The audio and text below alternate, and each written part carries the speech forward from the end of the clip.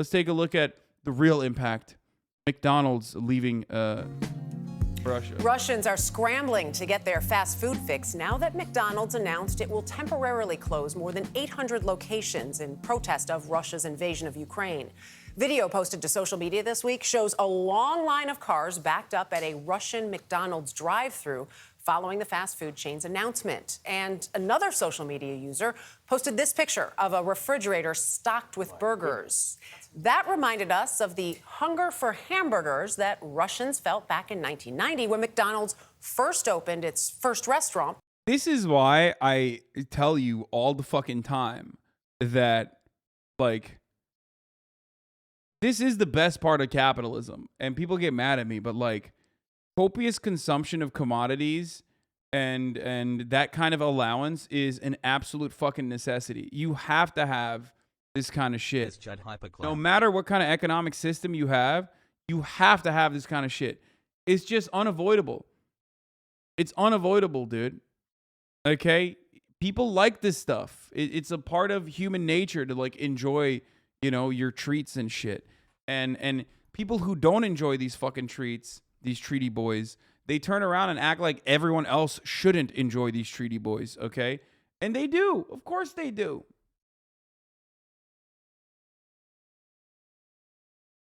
You know?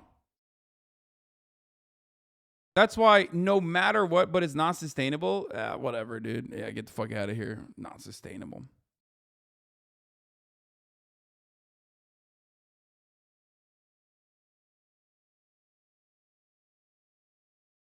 There are so many other better places to eat anywhere locally on the planet than McDonald's, though. Dude, you just didn't grow up. You grew. That's the take of a person that has grown up with a McDonald's in every fucking corner.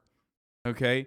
You will never understand being a fucking child and getting so goddamn excited to finally get some fucking McDonald's in Turkey, where, especially at the time when I was growing up, there wasn't that many fucking McDonald's around. You know what I mean? And there was no other, like, options similar to that. You don't understand it. Part of the reason why I wanted to fucking come to the United States of America literally was because of the abundance of fucking choices of food. Like, that shit's important, man. That shit is actually huge. Okay? People take it for granted when they've had it their entire lives, when they've had an abundance of it for their entire lives. That's it. People outside of the United States love United States treats, okay? It's huge. Behind the Iron Curtain in Moscow's Pushkin Square. Our colleague, Anthony Mason, reported extensively from the Soviet Union for CBS News then, and he filed this report. The rush of Russians into Moscow's new McDonald's this morning was so great that even the company's largest restaurant couldn't really offer fast food.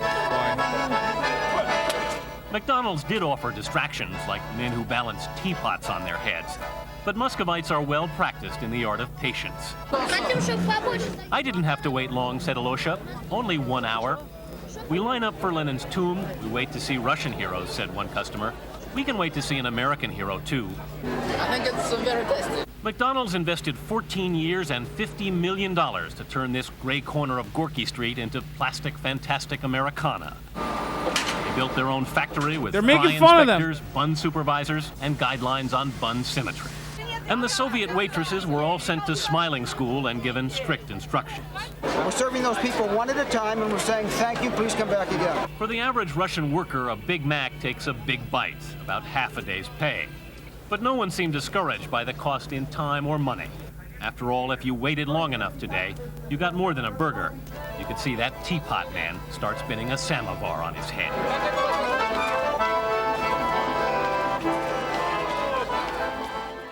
Half a day's I was just pay going to say, that's ridiculous. for a Big Mac. Nice job, Anthony Mason. 14 years, $15 million just to get that ready, and that Very was cool to interesting. see. Yes, Anthony looked great. Yeah. Always Still looks great. He still does. There you go. Great writer. Still was a great writer back Hope then. you're watching, Anthony.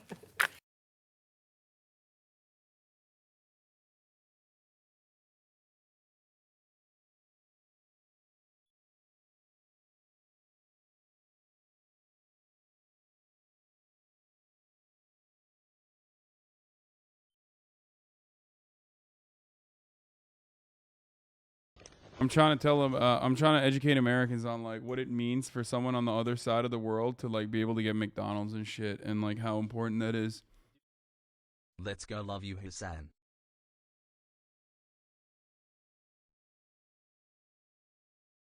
Wait, I don't even remember that. You should tell them that story. Hold on. Murad is a fun little anecdote for you guys now that he put the mic back on. All right. Murad, what is the anecdote? Explain to them. Good When luck we at were the young, Stringer like- Awards, Hasan. I mean, we were growing up in the 90s, right, in Turkey. Like, And so, we didn't have the same abundance that we do now in Turkey. yeah, so we didn't have Oreos. We didn't have Oh yeah. peanut butter or marshmallows and then we had some family that would go to England a lot. So they would bring back, what's the Walker's shortbread cookies. Is that what Walker you're talking about? shortbread cookies. And then what was the thing? It's like a red package with like little chocolate balls. Oh, Maltesers. Maltesers, yeah. So Yeah. like People are saying whenever your new hairstyle looks good, by the way. it's kind of chaotic right now. Oh, you look But hot. You look whenever hot. a relative or like we would come back, we would bring back some with us, right? I mean, this is after the Cold War, so obviously like it's not difficult to get these things, but they're not very common. And that's what, since we grew up without peanut butter available in Turkey, like we would ration it and we would love it. And same thing with Oreos until they like started importing them. I think they have them now. You can Oh, get you can them. 100% get peanut butter and Oreos now. Well, not peanut butter. I'm saying like Oreos in general. But even then, even now in Turkey, you probably can't get like the 30 different brands of Oreos. I mean, it's more of a cultural thing at that point. Yeah, but people don't understand it. That's why like I'm trying to explain to you guys for in America who've like grown up in this abundance, you don't get how important it is for those people. Hepsi var abi artık. Öyle mi? And then, yeah, of course they have everything. But I mean, we grew up in a time when like Harry Potter came a year later than the rest of the planet. like We watched we had movies. color TVs, obviously, but like I remember we also had a black and white TV like in our house, in the like our second or third TV or whatever. Like, Was it? Do we yeah, have we had a TV? black and white I don't TV even in the remember basement. that. Like again, this is not No one was using it, but Yeah, you know, yeah. it was. That's how our proximity to that level of technology was like. it was like closer. on the way out, right? It's not like we didn't have these things, right? It just wasn't like an abundance. So anyway, the story is our family, whenever they visited from England, would bring Maltesers and shortbread, and we would apparently like we save fought. it up and never eat What it. happened to the ice cream sandies you hoard? Oh, dude, how do they know that? You know everything. Anyway, one day like I would save mine and never eat it until the point like they went bad. So my brother just took mine and ate some. And I made the biggest fuss about it, and there was a big fight, and our family banned shortbread cookies for like years, and even to this day. And they that's hold up. communism. Anyway, yeah, same thing with robotics too. Like whenever I was building robots, And by the way, I I'm couldn't not. get I'm not parts. explaining all this shit to be like, look at how hard our life was. We had to walk both ways uphill to school. Like that's not it. no, not at all. No, it's to get. It's to deliver a frame of perspective for those in America that lived in a similar time period that like will never understand what it means for the rest of the planet to be able to get like an abundance of these delicious treats from the United States of America. So, like, the robot story is pretty relevant, right? Because it's very privileged to be able to build such a thing like that. But at the same time, because those resources weren't available, we would have to plan ahead of time and like stockpile parts and components, like for me to be able to do that stuff. So that kind of instilled like a kind of like hoarding behavior that I see now, where like I don't want to get rid of things that are easily procurable, like because I value them so much.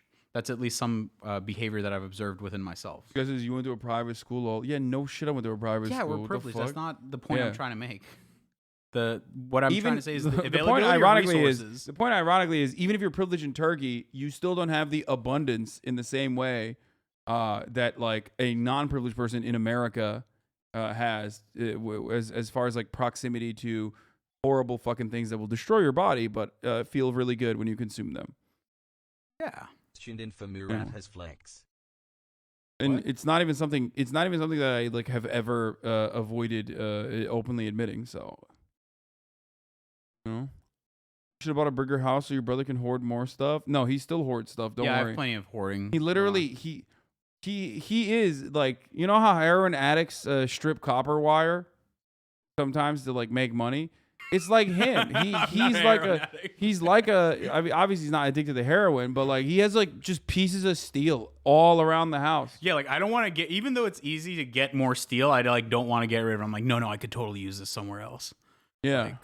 Like, again, or not heroin addicts, meth heads. Sorry, it's fucking. There's just like not a meth head pieces.